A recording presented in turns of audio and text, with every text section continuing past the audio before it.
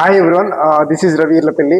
So ఈరోజు మనం ఒక గొప్ప డాక్టర్ని మనం ఇంట్రొడ్యూస్ చేసుకోబోతున్నాం. సో ముఖ్యంగా తను యాక్చువల్గా నాకు చిన్నప్పటి నుంచి తెలుసు. సో మా ఊరే, దాంతోపాటు ఒకే స్కూల్లో చదువుకున్నాం. సో నా తమ్ముడు జూనియరు. సో తను ఎలా స్ట్రగుల్ అయ్యాడు, సో ఏ విధంగా తను సక్సెస్ అయ్యాడు ఒక డాక్టర్గా, తను అంటే చిన్నప్పటి నుంచి చూశాను.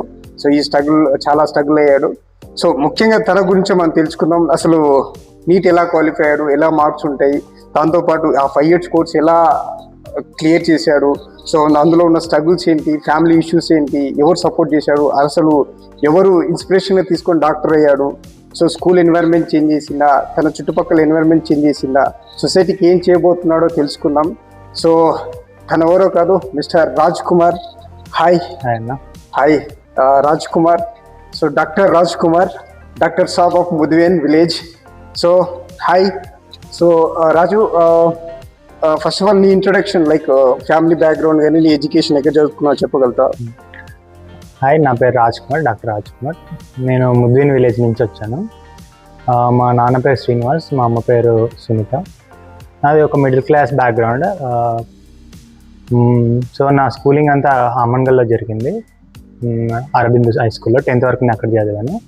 తర్వాత ఇంటర్ హైదరాబాద్లో చదివాను.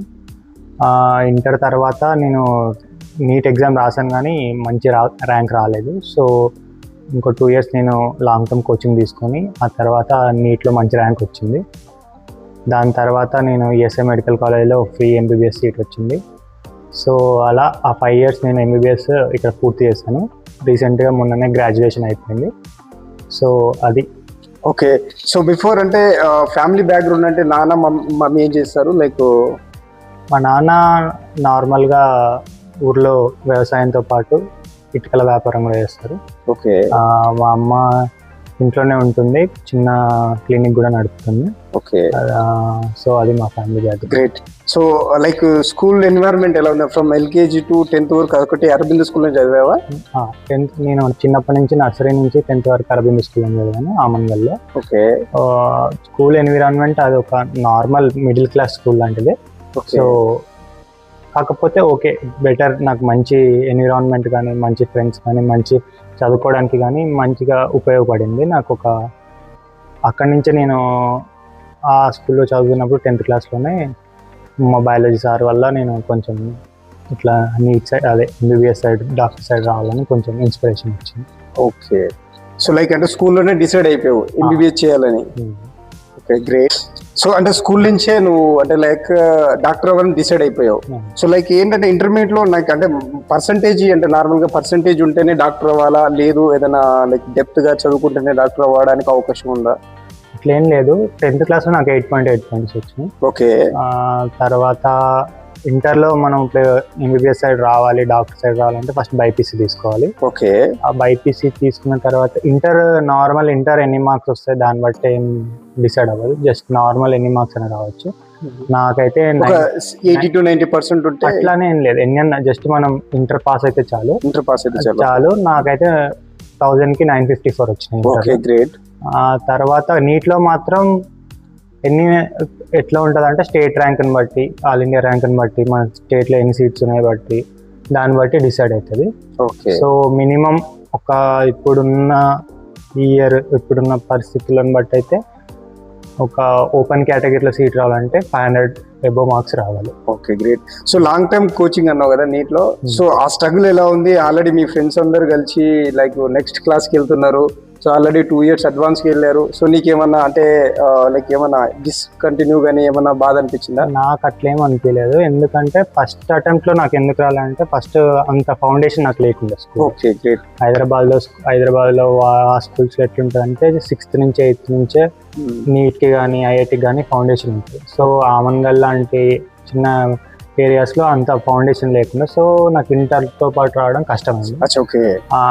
సో కోచింగ్ లేకపోవడం, ఫౌండేషన్ లేకపోవడం వల్ల కష్టమైంది. తర్వాత లాంగ్ టర్మ్లో కూడా ఏమైందనంటే నేను తప్పు ఏం చేశానంటే, ఫస్ట్ నేను లాంగ్ టర్మ్ తీసుకున్నప్పుడు ఆకాష్లో తీసుకున్నాను. ఆకాష్ ఎట్లా అంటే వాళ్ళు హాస్టల్ అవేం ప్రొవైడ్ చేయకుండా జస్ట్ ఓన్లీ క్లాసెస్ చెప్పడం, తర్వాత మీ ఇష్టం చదువుకోండి అన్నట్టు ఉంటుండే. సో దానివల్ల నాకు ప్రాపర్ గైడెన్స్ లేకుండే. సో అప్పుడు కూడా నేను సరిగ్గా క్రాక్ చేయలేకపోయినా. కాకపోతే అప్పుడు ఏమనిపించిందంటే, కాకపోతే ఎందుకు లాంగ్ టర్మ్ తీసుకున్నాను అంటే, ఇప్పుడు ఓకే కొంచెం లేట్ అయినా పర్వాలేదు, కానీ కొంచెం మనం సెటిల్ అయితే తర్వాత స్ట్రగుల్ అవ్వాల్సిన అవసరం ఉండదు. ముందు స్ట్రగుల్ అయితే తర్వాత స్ట్రగుల్ అయిన అవసరం ఉంది. ఎందుకంటే ఇప్పుడు ఏదో కంగారులో ఏదో ఒకటి చేసేస్తే మళ్ళీ తర్వాత సెటిల్ కాకపోయినా తర్వాత ఇబ్బంది అవుతుంది అన్న ఉద్దేశంతో, సరే ఇప్పుడు ఒకవేళ గ్యాప్ వచ్చినా పర్లేదు, మంచి ర్యాంక్ వచ్చి మంచి ఎంబీబీఎస్ సీట్ వస్తే తర్వాత లైఫ్ లాంగ్ కొంచెం సెటిల్ అనే ఉద్దేశంతో తీసుకున్నా. తర్వాత నాకు ఆకాష్లో కూడా సరిగ్గా రాలేదు. ఆ తర్వాత ఏం చేశానంటే శ్రీ చైతన్యలో జాయిన్ అవ్వాలి హాస్టల్ అని డిసైడ్ అయినా. అప్పుడు నేను ఇక్కడ దిల్చుకున్నారు శ్రీ చైతన్య జాయిన్ అయ్యాను. స్ట్రగుల్ అంటే నాకు స్ట్రగుల్ ఏం అనిపించలేదు. ఓకే, ఫస్ట్ ఏం అనిపించలేదు, ఎందుకంటే నాకు ఫస్ట్ టైం రానప్పుడు కొంచెం అంటే ఫస్ట్ టైం రానప్పుడు ఏం అనిపించలేదు, ఎందుకంటే ఇంటర్తో ఎవరికి రాదు అన్న ఉద్దేశంతో ఇట్లా అనిపించలేదు. కానీ ఫస్ట్ లాంగ్ టర్మ్ చేసినప్పుడు రాకపోయేటప్పుడు చాలా బాధ అనిపించింది. ఓకే, అప్పుడు అనిపించింది ఈసారి ఎట్లయినా తెచ్చుకోవాలి అని. దాంతో సరే ఎంత కష్టమైనా పర్లేదు అని చెప్పి శ్రీ చైతన్యలో కొంచెం టార్చరే ఉంటుంది, ఎందుకంటే ఉదయం 5ంటికి లేపుతారు, నైట్ 12 వరకు స్టడీ అవర్స్ ఉంటాయి, మధ్యలో ఒక 1 hour బ్రేక్ ఉంటుంది, లంచ్ బ్రేక్ ఉంటుంది, ఫుడ్ బాగా, ఇవన్నీ ఉంటాయని నాకు తెలుసు. కాకపోతే ఇంక 1 year నేను ఏదన్నా సరే ఓర్చుకొని ఉండాలి అని చెప్పేసి. దాంతోపాటు నాకు 10th వరకు మహా అంటే ఇయర్కి 10,000 12,000 అంతే అయ్యింది. కానీ తర్వాత ఇంటర్కి వచ్చేసరికి ఇంటర్ 2 సంవత్సరాలు లక్ష అయ్యింది. తర్వాత లాంగ్ టర్మ్లో కూడా ఫస్ట్ లాంగ్ టర్మ్లో ₹1,00,000 అయింది, సెకండ్ లాంగ్ టర్మ్లో అయితే 1,50,000 నుంచి 2 లక్షలు అయింది దాదాపు.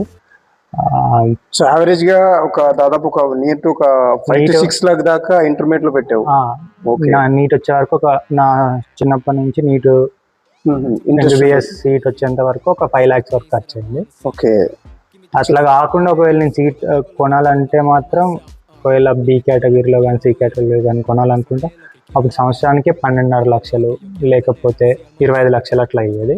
ఓకే, సో ఇప్పుడు సీట్ రావడం వల్ల ఏం జరిగిందంటే, నాకు నార్మల్ గవర్నమెంట్ కాలేజెస్ గాంధీ ఉస్మానియాలో అయితే 10,000 ఉంటుంది ఇయర్కి. ఓకే, ఇక్కడ 60,000 ఉంటుంది. కానీ ఇక్కడ ఇంకోటి ఏంటంటే ఫీజు రియంబర్స్మెంట్ ఆప్షన్ కూడా ఉంటుంది. సో మనకు బేసికల్గా ఇక్కడ ఏమవుతుందంటే ఫ్రీ ఆఫ్ కాస్ట్ అయిపోతుంది. ఇప్పుడు మీరు ఎంత అయితే కడతారో అంత రియంబర్స్మెంట్ అవ్వడానికి ఛాన్స్ ఉంటుంది. సో మనకి దాంతో ఇబ్బంది ఏమి ఉండదు. అదే మీరు బి కేటగిరీ ప్రైవేట్ కాలేజెస్లో ఇట్లా ప్రైవేట్ కాలేజెస్లో కూడా ఉంటాయి ఏ కేటగిరీ కొన్ని ఫ్రీ సీట్స్. అవి కాకుండా మా ర్యాంక్ రాకపోతే ఇట్లా లేకపోతే మార్కులు తక్కువ వచ్చిన వాళ్ళు కొనుక్కుంటే మాత్రం బి కేటగిరీకి సంవత్సరానికి 12.5 లక్షలు, అంటే 5 సంవత్సరాలకి దాదాపు 60 లక్షల దాకా మళ్ళీ హాస్టల్ ఫీజు సపరేట్ అవన్నీ 1 year దాకా అవుతుంది. అదే సి కేటగిరీ అంటే మరీ తక్కువ వస్తే సంవత్సరానికి 25 లక్షలు అవుతుంది. అది ఇంకా తోటి 1.5 దాకా 1.5 దాకా అవుతుంది. అంటే నీకు ఈ కేటగిరీలో సీట్ రావడం వల్ల నీకు ఈఎస్ఐ లో గవర్నమెంట్ ఇంకా అంటే చదువు పరంగా అయితే ఖర్చులు ఉండవు. కాకపోతే మనం ఇక్కడ ప్రాపర్ లోకల్ ఇక్కడ కాదు కాబట్టి హాస్టల్లో ఉండాల్సి వస్తుంది, ఫుడ్ ఇంకా వేరే చిన్న చిన్న బట్టలు ఇట్లాంటి ఈ ఎక్స్పెన్సెస్ ఉంటాయి. కానీ చదువు పరంగా అయితే పెద్ద ఎక్స్పెన్సెస్ ఏమి ఉంటాయి. సో ఫైనలీ మొత్తం మీద అయితే డాక్టర్ అయితే కంప్లీట్ చేసేసావు. సో చేసినప్పుడు ఏంటంటే మీ ఊర్లో ఫ్రెండ్స్ కానీ, నీ కాలేజ్ ఫ్రెండ్స్ కానీ, స్కూల్ ఫ్రెండ్స్ కానీ, అంటే ఫోన్ చేసేటప్పుడు కానీ, సో వాళ్ళంతా నిన్ను డిస్టర్బెన్స్ చేయడం కానీ, ప్రిపరేషన్ టైంలో సో నీ స్ట్రగుల్ ఏంటి? ప్రిపరేషన్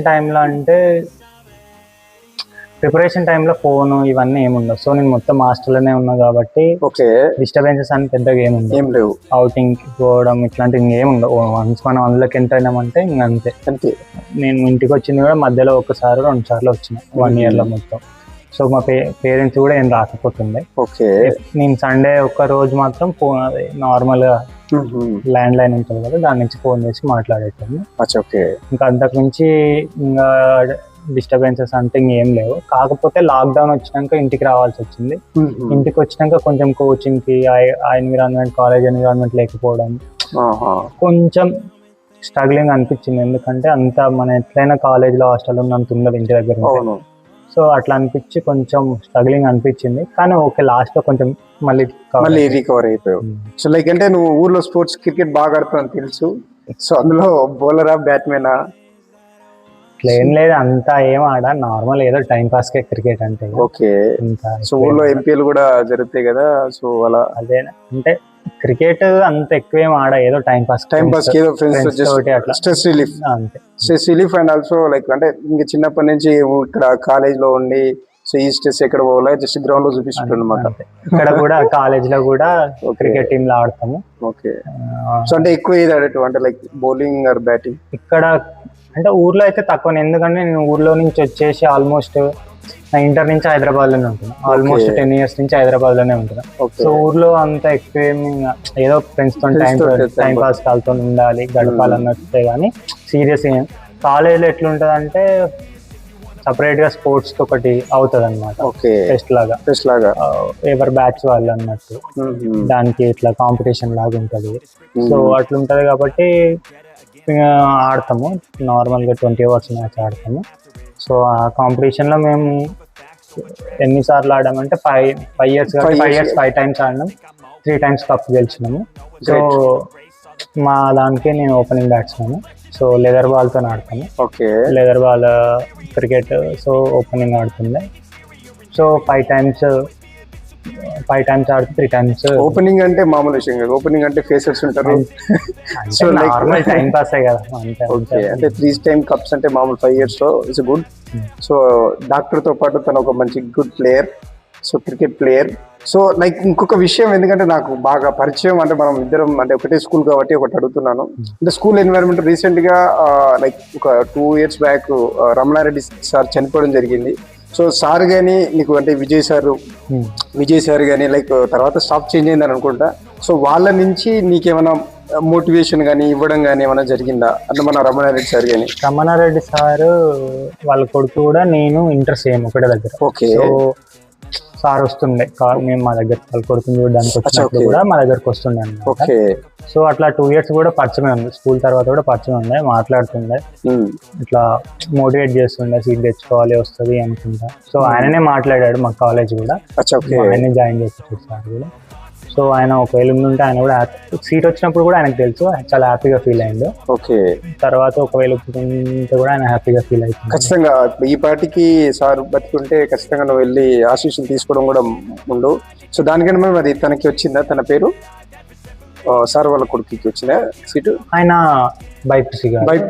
ఎంపీసీలో. ఓకే, ఆయన లా చేస్తున్నాడు. ఓకే, లాలో సెట్ అయిపోయాడు. సో మరి సార్ అన్ని విధాలుగా నీకు సహకరించారు. స్టాఫ్ కానీ అంటే మీ స్కూల్లో ఏ టీచర్ ఇష్టం అంటే లైక్ సైన్స్ టీచర్ వల్లనే నువ్వు డాక్టర్ అనే మోటో కిందకి వచ్చావా, లేదంటే అంటే ఇప్పుడు స్కూల్లో రమణారెడ్డి సార్ కానీ చాలా వరకు అంటే సైన్స్ చెప్పే టీచర్ వల్ల ఇంపాక్ట్ వల్ల నువ్వు డాక్టర్ అనే ఆలోచన వచ్చిందంటవా? అంటే ఆనంద్ సార్ అనుకున్నా మా బయాలజీ 10th class. ఓకే, అంటే ఆయన టీచింగ్ నాకు నచ్చుతుండే. సో ఇంకా పర్సనల్ గా కూడా నాకు చాలా ఫ్రెండ్లీగా కానీ టీచ్ చేసే విధానం కానీ నాకు ఇంట్రెస్టింగ్ అనిపించేది అనమాట బయాలజీ. సో అట్లా ఓకే బయాలజీ ఓకే మంచిగా ఉంది, సో బైపీసీ తీసుకోవచ్చు అని అట్లా సార్ లాగా. గ్రేట్. సో మరి నీ 10th ఫ్రెండ్స్ తెలుసా నువ్వు డాక్టర్ అయ్యావని? తెలుసు, అందరికి తెలుసు, ఎప్పుడన్నా కలుస్తారు. ఓకే, సో లైక్ అంటే ఒక వాట్సాప్ గ్రూప్ ద్వారా లైక్ ఏమైనా మీటింగ్స్ ఏమైనా అరేంజ్ చేసుకున్నారా? అట్లేం లేదు, ఎవరికైనా పెళ్ళిళ్ళు కానీ అంటే నార్మల్ కలుస్తాం. ఓకే, జనరల్ గా అయితే ఎక్కువ ఏం కలవము. Okay, great. సో ఇంకొక విషయం ఏంటంటే నార్మల్ గా ఇప్పుడు అందరికి చాలా వరకు ఎంబీబీఎస్ ఇంజనీరింగ్ అంటే చాలా కాలేజెస్ ఉన్నాయి, చాలా డిఫరెంట్, అది చాలా ఇంపాక్ట్ కూడా లేదు. సో మేజర్లీ ఏంటంటే డాక్టర్ సీట్ రావడం అంటే కొంచెం అంటే స్ట్రగుల్తో పాటు కొంచెం ఐక్యూ లెవెల్ కూడా బాగుండాలి, తెలివితేటలు కూడా ఉండాలి. సో ఇప్పుడు చెప్పిన డాక్టర్ సాబ్ మనకేమన్నా అంటే intermediate is a basic. So దాంతో పాటు బేసిక్ అంటే మనం వదిలేయడం కాదు, మినిమం టు మ్యాక్సిమం ఒక 80% అన్న తెచ్చుకొని దాంట్లో ఫండమెంటల్స్ అంటే మనం గ్రాచ్ చేసుకొని సో ఒక సబ్జెక్ట్ నేర్చుకుంటే బాగుంటుంది. మార్కుల కోసం ఇంటర్ చదువుకోకుండా సో సబ్జెక్టు నేర్చుకొని దాన్ని ఒక నీట్కు సంబంధించిన సిలబస్ ఏదైతే ఉందో అదన్నీ కూడా పూర్తిగా నేర్చుకొని ఎగ్జామ్ రాయడం బెటరు. సో ముఖ్య ఉద్దేశం ఏంటంటే తనకు ఇప్పుడు ఈ 5 years కోర్స్ ఏదైతే 5 years కోర్స్లో స్ట్రగుల్ అయిన సబ్జెక్ట్స్ ఏ విధంగా ఉంటాయి, ఫ్యూచర్లో ఒకవేళ ఏ విధంగా ఇంప్లిమెంట్ అవుతాయి, సో తనకు ఏ విధంగా ల్యాబ్స్ ఉంటాయి, ఏ విధంగా ఖర్చులు ఉంటాయి అనేది మనం ఒకసారి తెలుసుకుందాం. నీట్ రాసినాక ఎంబీబీఎస్కి అడ్మిషన్ ప్రాసెస్ నార్మల్ ఇంజనీరింగ్ ఎట్లుంటుందో కౌన్సిలింగ్ లాగానే అంత కౌన్సిలింగ్ పెట్టుకొని వచ్చిన అలాట్మెంట్ కాలేజ్లో జాయిన్ అవ్వాలి. జాయిన్ అయిన తర్వాత మనకి 4 years ఏముంటుందంటే స్టడీస్ ఉంటాయి. Okay, first year, second year, third year, fourth. Okay first year లో మనకి 3 సబ్జెక్టులు ఉంటాయి, అనాటమీ, ఫిజియాలజీ, బయోకెమిస్ట్రీ. అనాటమీ అంటే బాడీ పార్ట్స్ గురించి, ఫిజియాలజీ అంటే లోపల అవి ఎట్లా పనిచేస్తాయి అన్ని, బ్లడ్ కానీ అవి ఎట్లా పనిచేస్తాయి. ఓకే. బయోకెమిస్ట్రీ అంటే లోపల జరిగే ప్రక్రియ, అవన్నీ ఎట్లా జరుగుతాయి ఏంటి అనేది ఫస్ట్ ఇయర్ ఉంటుంది. దాంతో పాటు ఆ బాడీ పార్ట్స్ ఎట్లా అంటే డెడ్ బాడీ దగ్గర మనకి డిసెక్షన్ నేర్పిస్తారు అన్నమాట. ఒక డెడ్ బాడీ మీద సో మనం కట్ చేసి నేర్పిస్తారు అన్నమాట ఏ పార్ట్ ఎట్లా dead body. So first year అట్లా ఉంటుంది. సెకండ్ ఇయర్కి వచ్చేటప్పటికి పాథాలజీ, మైక్రోబయాలజీ, ఫార్మకాలజీ అని 3 సబ్జెక్ట్స్. ఓకే. ఫార్మకాలజీ అంటే బేసికల్ గా మనం మందుల గురించి, మెడికేషన్స్, ఏ మందులు దేనికి పనిచేస్తే, ఎట్లా పనిచేస్తే, ఇంత డోసేజ్ ఇవ్వాలి. సో అది ఫార్మకాలజీ. సో సెకండ్ ఇయర్ లో ఇంకొకటి పాథాలజీ అంటే ఏ పార్ట్కి ఏ డిసీజ్ వస్తుంది. సో బ్రెయిన్ కి ఏ డిసీజ్ వస్తుంది, లేకపోతే లివర్ కి ఏ డిసీజ్ వస్తుంది, హార్ట్ కి అవి వస్తే ఎట్లా గుర్తుపట్టాలి, ఐడెంటిఫై చేయాలి, ఇవంతా పాథాలజీ. మైక్రోబయాలజీ ఏంటంటే మనకు వచ్చే ఇప్పుడు బ్యాక్టీరియా అవన్నీ ఉంటాయి, మలేరియా, సో అవి దేని వల్ల వస్తాయి, ఏ దోమల వల్ల వస్తాయి, లేకపోతే ఏ బ్యాక్టీరియా వల్ల వస్తుంది, ఏ వైరస్ వల్ల వస్తుంది. కరోనా ఉంది, ఇట్లా కరోనా వైరస్ ఎట్లా గుర్తుపట్టాలి, ల్యాబ్ లో ఎట్లా గుర్తుపట్టాలి, అవంతా దానికి ఇచ్చే మందులు ఏంటి అనేది మైక్రోబయాలజీ. సో సెకండ్ ఇయర్ ఈ 3 సబ్జెక్టులు ఉంటాయి, దానికి ల్యాబ్స్ ఉంటాయి. మధ్యాహ్నం మార్నింగ్ టైం క్లాసెస్ ఉంటాయి, మధ్యాహ్నం టైం ల్యాబ్ ఉంటుంది. డైలీ 1 ల్యాబ్, పాథాలజీ ఒక రోజు, ఫార్మకాలజీ ఒక రోజు, మైక్రోబయాలజీ ఒక రోజు. అట్లా అంటే లైక్ ఎంత థియరీ ఉందో అంత ప్రాక్టికల్ చేసేటప్పుడు. నార్మల్ గా పొద్దున్న క్లాసెస్, పొద్దున్న 2 పీరియడ్స్ క్లాసెస్ ఉంటాయి, 8 to 10. 10 to 1 ఏంటంటే నార్మల్ గా హాస్పిటల్కి వస్తాం, వచ్చేసి పేషెంట్స్ ని చూస్తాం అనమాట. వెళ్ళి మనం వాళ్ళ దగ్గరికి వెళ్ళి అబ్జర్వ్ చేసి వాళ్ళకి ఏమయ్యింది, ఎట్లాంటి సింటమ్స్ ఉన్నాయి ఏంటి, దాన్ని బట్టి వాళ్ళకి ఏం డిసీజ్ వచ్చింది, ఏం ట్రీట్మెంట్ ఇవ్వాలి, ఎట్లుంది, అవన్నీ మనం నోట్ చేసుకోవాలి. నోట్ చేసుకున్న తర్వాత అవన్నీ మనకి ప్రొఫెసర్ తో డిస్కషన్ ఉంటుంది. సో మనం చెప్తాం అనమాట, ఇన్ని రోజుల ముందు నుంచి అడ్మిట్ అయినాడు, ఈ లక్షణాలు ఉన్నాయి, ఇవి టెస్ట్లు అయినాయి, సో నిన్న ఎగ్జామినేషన్ చేస్తే కళ్ళు పచ్చగా ఉన్నాయి, ఇవన్నీ చేసిన తర్వాత ఈయనకి ఈ డిసీజెస్ ఇది ఉండే ఛాన్స్ ఉందని చెప్పి దానికి ఏం ట్రీట్మెంట్ చేస్తామని చెప్పి, సో అట్లా రోజుకు పేషెంట్. అట్లా సెకండ్ ఇయర్, థర్డ్ ఇయర్ లో, ఫోర్త్ ఇయర్ లో ఇట్లా పేషెంట్స్ తో కంటిన్యూ ఉంటుంది. థర్డ్ ఇయర్ కి వచ్చేటప్పటికి ఇవి ఫస్ట్ ఇయర్ ఏంటంటే జస్ట్ బేసిక్ ల్యాబ్ సంబంధించినవి ఇట్లాంటివి. థర్డ్ ఇయర్ నుంచి ఎట్లా అంటే డైరెక్ట్ పేషెంట్ కి సంబంధించిన సబ్జెక్ట్స్. ఈఎన్టీ అంటే ఇయర్ నోస్ త్రోట్, ముక్కుకి, చెవుకి, దీనికి సంబంధించిన డిసీజెస్ ఏమొస్తా ఆ సబ్జెక్ట్ మొత్తం పూర్తిగా ఎవ్రీథింగ్ ఉంటుంది. ఐ కూడా ఉంటుంది, ఆఫ్థాల్మాలజీ అని ఉంటుంది. సో ఐకి వచ్చే డిసీజెస్ గురించి ఆ సబ్జెక్ట్ మొత్తం ఉంటుంది. కమ్యూనిటీ మెడిసిన్ అంటే ఇప్పుడు మనకి ఇట్లాంటి ప్రోగ్రామ్స్ అయితే అంగన్వాడీ ప్రోగ్రామ్స్ కానీ, పోలియో చుక్కలు కానీ, ఇవన్నీ చేసేది కమ్యూనిటీ మెడిసిన్ డిపార్ట్మెంట్. సో అది ఆ సబ్జెక్ట్. ఫారెన్సిక్ అంటే పోస్ట్ మార్టం లేకపోతే ఏమన్నా లాస్ అంటే ఇప్పుడు ఏ సెక్షన్స్ ఉంటాయి, ఏంది, ఏం చేస్తే ఏది అవుతుంది, లీగల్ సంబంధించింది థర్డ్ ఇయర్. ఫోర్త్ ఇయర్ లో ఏంటంటే జనరల్ మెడిసిన్ అంటే ఓల్ బాడీ మొత్తానికి సంబంధించింది. ఏదైనా పార్ట్ లో ఏది వచ్చినా జనరల్ మెడిసిన్. జనరల్ సర్జరీ అంటే ఏంటి, పుండ్లకు సంబంధించింది, లేకపోతే ఏమన్నా బ్యాక్టీరియా వల్ల వచ్చిన పుండ్లు కానీ, లేకపోతే కాళ్ళకి నరాలకి ఏమైనా ఇన్ఫెక్షన్ వచ్చిన, అపెండిక్స్ కానీ, హెర్నియా కానీ, లేకపోతే థైరాయిడ్ గడ్డలు కానీ, క్యాన్సర్ ఏమన్నా వచ్చినా అంటే కట్ చేసి తీసేసే టైప్. సో సర్జరీ మెడిసిన్ వల్ల సర్జరీ గురించి జనరల్ మెడిసిన్, జనరల్ సర్జరీ ఇవి ఉంటాయి. దాంతో పాటు ఆబ్స్టెటిక్ గైనకాలజీ అంటే డెలివరీస్ గురించి అదొక డిపార్ట్మెంట్, అది ఉంటుంది. దాంతో పాటు డెలివరీసే కాకుండా ఆడవాళ్ళలో వచ్చే గర్భసంచి ప్రాబ్లమ్స్, దానికి సంబంధించిన సబ్జెక్టు అదొకటి ఉంటుంది. ఇంకొకటి చిన్న పిల్లలకు సంబంధించిన పీడియాట్రిక్ సబ్జెక్ట్ కూడా ఉంటుంది. సో ఫోర్త్ ఇయర్ లో ఈ 4 సబ్జెక్ట్స్ ఉంటాయి. దానికి సంబంధించిన ప్రాక్టికల్స్ ఏముండవు, జస్ట్ మనం హాస్పిటల్కి వెళ్ళి ఆ డిపార్ట్మెంట్లో ఉన్న పేషెంట్ చూసి వాళ్ళకి ఏం వస్తున్నాయి, ఎట్లా వస్తుంది, ఎట్లా ఐడెంటిఫై చేయాలి, దానికి ఏం ట్రీట్మెంట్ ఇవ్వాలి, ఇవన్నీ మనం నేర్చుకోవడానికి అవకాశం. ఎగ్జామ్స్ లో కూడా అట్లనే ఉంటుంది. థియరీ ఎగ్జామ్స్ నార్మల్ గా అన్ని సబ్జెక్ట్స్ ఉంటాయి. ప్రాక్టికల్స్ కూడా వాళ్ళు మనకు ఒక పేషెంట్ ఇచ్చేస్తారు ఫైనల్ ఎగ్జామ్. మనమే మన దగ్గరకు వస్తే ఆయన అడిగి ఏం ప్రాబ్లం ఉంది, ఏంది, ఎప్పటి నుంచి ఉంది, అంత ఒక ఫార్మాట్ లాగా మొత్తం రాసుకొని ప్రజెంట్ చేయాలి. ప్రజెంట్ చేస్తే వాళ్ళు క్వశ్చన్స్ ఎందుకు ఇదే ఉంది, ఎందుకు అట్లనే ఉంది, ఏ మందులు ఇస్తావు, ఈ రోగమే ఎందుకు అనుకుంటున్నావు, చెప్పగలగాలి దీనివల్ల ఇది అయ్యి ఉంటుంది దీనివల్ల. సో ఇట్లా దాన్ని బట్టి ప్రాక్టికల్స్ ఉంటాయి. సో ఎట్లా అంటే మినిమం 50%. మనకి నార్మల్ వేరే దాంట్లో అయితే 36 మార్కులు వస్తే పాస్ ఉంది. వేరే బ్రాంచెస్ లో అవును, బీటెక్ లో కానీ 10th బీటెక్ లో 40%, కానీ ఇక్కడ 50%, మినిమం 50%. 50% వస్తేనే పాస్. ఫస్ట్ ఇయర్ లో ఒకవేళ ఫెయిల్ అయితే మళ్ళీ ఒక 2 months కి సప్లిమెంటరీ ఉంటుంది, కానీ అది కూడా ఫెయిల్ అయితే 1 year లాస్. అంటే సెకండ్ ఇయర్ పోవడానికి ఛాన్స్ ఉండదు. మళ్ళీ ఫస్ట్ ఇయరే జూనియర్ బ్యాచ్ తో చదవాల్సి వస్తుంది. ఫర్దర్ గా వెళ్ళడానికి కుదరదు. సెకండ్ ఇయర్ లో ఫెయిల్ అయినా కానీ థర్డ్ ఇయర్కి వెళ్ళొచ్చు. థర్డ్ ఇయర్ ఫెయిల్ అయినా మళ్ళీ ఫోర్త్ ఇయర్ ఫెయిల్ అయితే ఇంటర్న్షిప్ అంటే 1 year డ్యూటీ చేయడానికి కుదరదు. So first year fourth year పక్కాగా పాస్ కావాల్సిందే, ఫర్దర్ గా వెళ్ళాలి. సో లైక్ ఇంకొకటి ఏంటంటే, నేను చాలా మందికి డౌట్, నాకు కూడా పెద్ద డౌట్. సో ఈ డెడ్ బాడీస్ అంటే మనం కొనాలా, లేదంటే కాలేజీ ప్రొవైడ్ చేస్తుంది? కాలేజీ ప్రొవైడ్ చేస్తుంది. అంతా కాలేజీ ప్రొవైడ్ చేస్తుంది. అంటే బికాస్ ఆఫ్ అంటే ఇది నీకు ఏ కేటగిరీలో సీట్ వచ్చింది కాబట్టి కాలేజ్ నీకు ప్రొవైడ్ చేస్తుంది. అట్లానే ఎవరైనా ఎక్కడైనా మనకు అన్ని సంబంధించిన కాలేజే ప్రొవైడ్ చేస్తుంది. ల్యాబ్ కానీ, డెడ్ బాడీస్ కానీ, పేషెంట్స్ కానీ, ఏదైనా కానీ కాలేజే ప్రొవైడ్ చేస్తుంది. అంటే చాలా వరకు ఇది నెగిటివ్, అంటే డెడ్ బాడీ కొనాలి, సో చదవడానికి ఛార్జెస్ అయితే అనే ఒక అట్లే ఉండదు. సో ఇంకొకటి ఏంటంటే, నార్మల్ గా ఫస్ట్ ఇయర్ ఫెయిల్ అయితే ఇప్పుడు నెక్స్ట్ ఇయర్ కి రావడానికి అవకాశం లేదన్నారు కదా. సో అదే విధంగా ఇంజనీరింగ్ ఏంటంటే ఆల్ కేర్ సబ్జెక్ట్స్ ఉంటాయి, నెక్స్ట్ ప్రమోషన్స్ క్రెడిట్స్ బేస్, అంటే ఇక్కడ క్రెడిట్స్ ఉంటాయా? క్రెడిట్స్ అట్లేం ఉండదు. అంటే ఇప్పుడు ఫస్ట్ ఇయర్ 3 సబ్జెక్ట్స్ ఉన్నాయి. ఒక సబ్జెక్ట్ ఫెయిల్ అయినా కానీ మళ్ళీ సప్లిమెంట్ రాసుకోవడానికి ఉంటది. ఇప్పుడు వెంటనే ఒక 2 months లో ఉంటుంది. లేదా అప్పుడు ఫెయిల్ అయిందంటే మళ్ళీ నెక్స్ట్ ఇయర్ వరకు ఇంట్లో కూర్చోవాల్సిందే.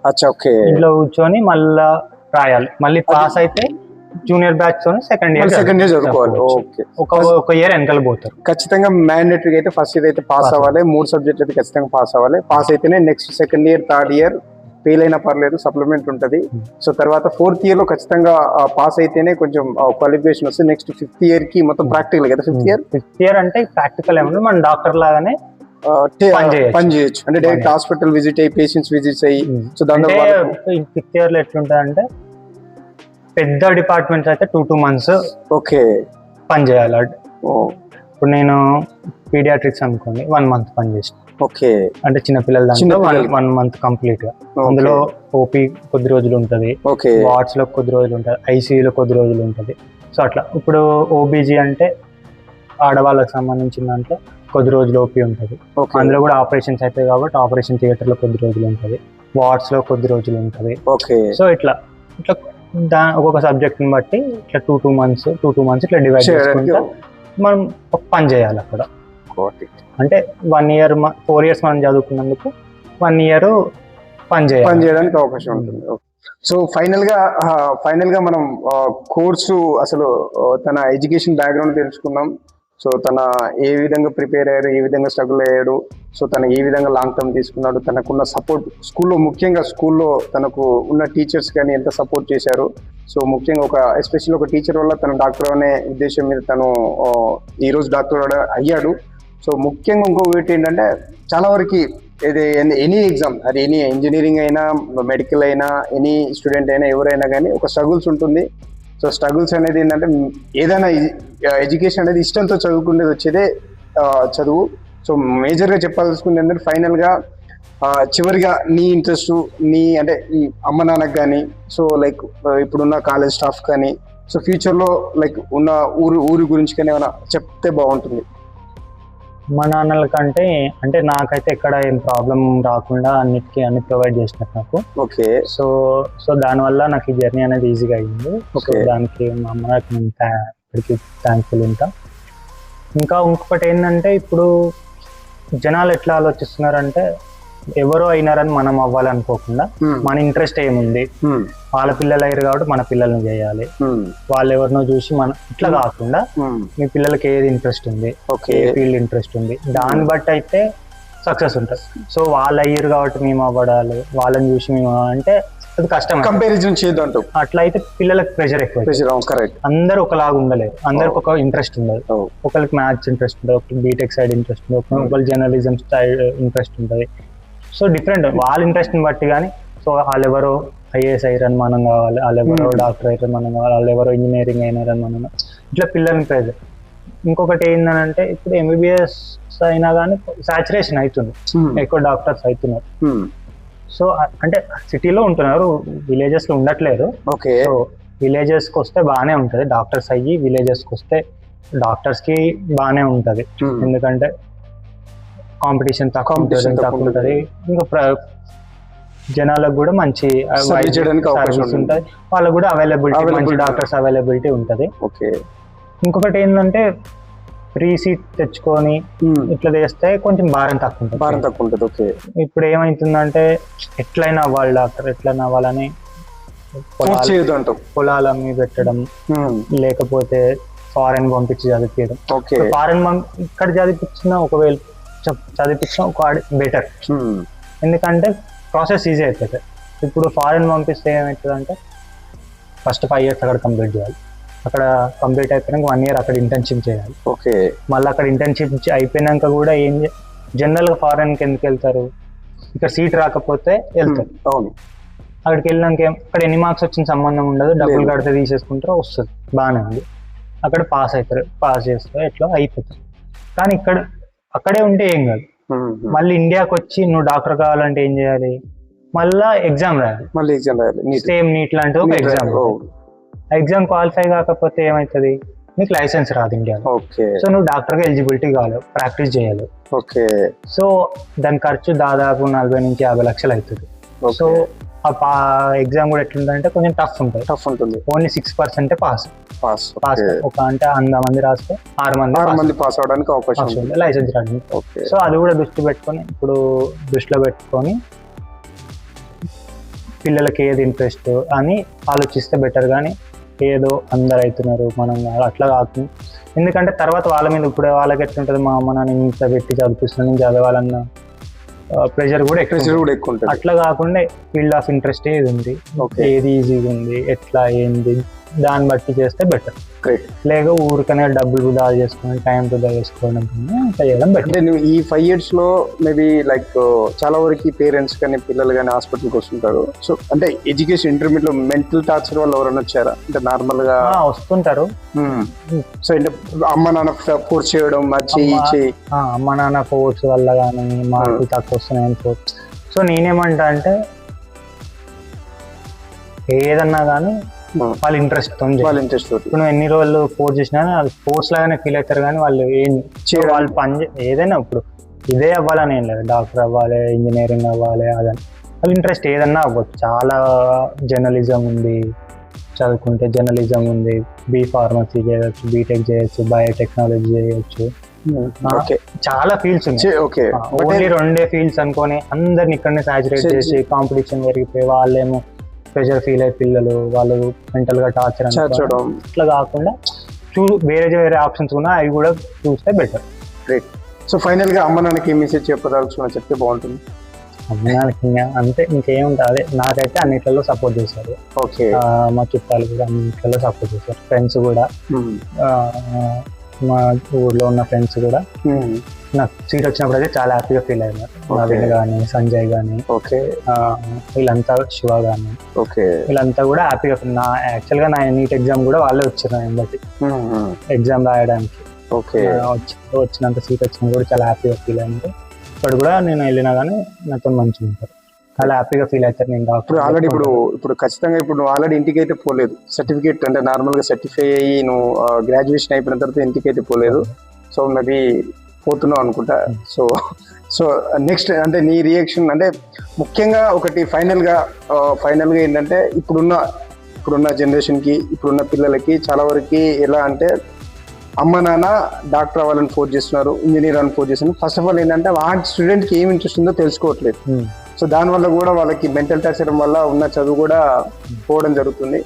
సో ఫైనల్ ఒక మాట ఏం చెప్తావు? కంపారిజన్ చేసుకోవద్దు వేరే వాళ్ళ పిల్లలతోటి కానీ వేరే వాళ్ళతో కానీ కంపారిజన్ చేసుకోవద్దు. సో ముఖ్యంగా ఈ మాటలు ప్రతి Parent. పేరెంట్కి చెప్పదలుచుకుని నేను చెప్తున్నాను. కంపారిజన్ వాళ్ళ పక్కన వాళ్ళ పిల్లలు ఎట్లున్నారు, పక్కన వాళ్ళ పిల్లలు ఎట్లా, వాళ్ళు అట్లయినారు ఇట్లా. ఇది కాకుండా ఏంటంటే మన పిల్లలకి ఏది ఇంట్రెస్ట్ ఉంది, వాళ్ళు దేంట్లో ఉంటుంది. స్పోర్ట్స్ కూడా ఎంకరేజ్ చేయవచ్చు. స్టడీస్ అనే కాదు, కొందరు స్పోర్ట్స్లో యాక్టివ్ ఉంటారు, అందులో ఎంకరేజ్ చేయవచ్చు. లేకపోతే బిజినెస్ పెట్టి, నేనేమంటున్నా అంటే ఎట్ ద ఎండ్ ఏది చేసినా కానీ ప్రెషర్గా ఫీల్ బిజినెస్ చేపించచ్చు. లేకపోతే అగ్రికల్చర్ కూడా కొత్త కొత్త టెక్నిక్స్ తో మంచిగా చేయొచ్చు. చేపియాలనుకుంటే పొలం పనులు. లేకపోతే నేనేమంటున్నా అంటే నేను చదివియొద్దు లేకపోతే అట్లా అన్నట్లు. వాళ్ళకి ఇంట్రెస్ట్ ఉంటే ఎంతవరకైనా చదివియడానికి ట్రై చేయాలి. అంత కాకుండా మీరు ఫోర్స్ చేస్తే మాత్రం వాళ్ళు ఫోర్స్ చేసినట్టే ఉంటుంది ఖచ్చితంగా. సో వాళ్ళు ప్రెషర్ ఫీల్ అవుతారు. సో అట్లా ఖచ్చితంగా.